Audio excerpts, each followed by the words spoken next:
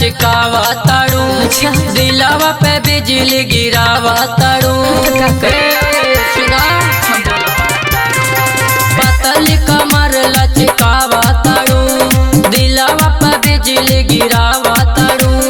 झुमका ऐसे मरबू हला चारी ओरी हो जाई, झुमका ऐसे मरबू हला चारी ओरी हो जाई। हमरा ढोड़ी पर ढेर तकबा तो कमजोरी हो जाए। हमरा ढोड़ी पर ढेर तकबा तो कमजोरी हो जाए। अच्छा ऐसन बात बता हो।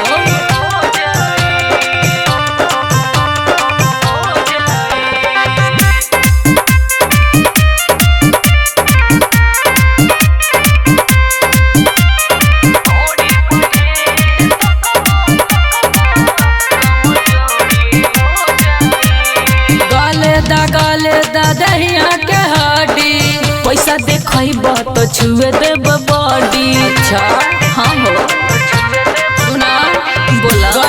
गाले दा दहिया के हड्डी, पैसा देखब तो छुए देब बॉडी।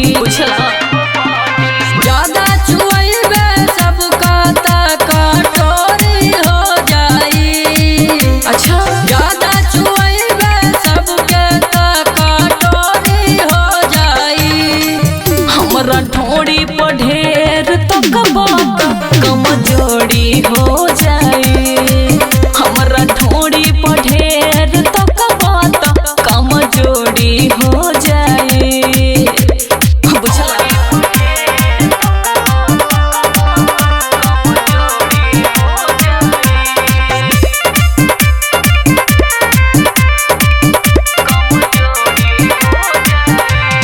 प्रदीप के अखिया में गइलू तू बस हो, ठेकी न तहराई नस में के रस हो।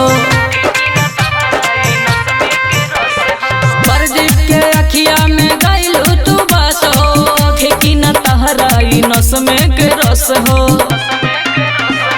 बात से मन जो नहीं तो जोरा जोरी हो जाई। देख ऐसे मत करा। बात से मन जो नहीं तो जोरा जोरी हो जाई। हमरा ढोड़ी पर ढेर तकबा तो कमजोरी हो जाई। हमरा ढोड़ी पर ढेर तकबा तो कमजोरी हो जाई। बुझला कि ना।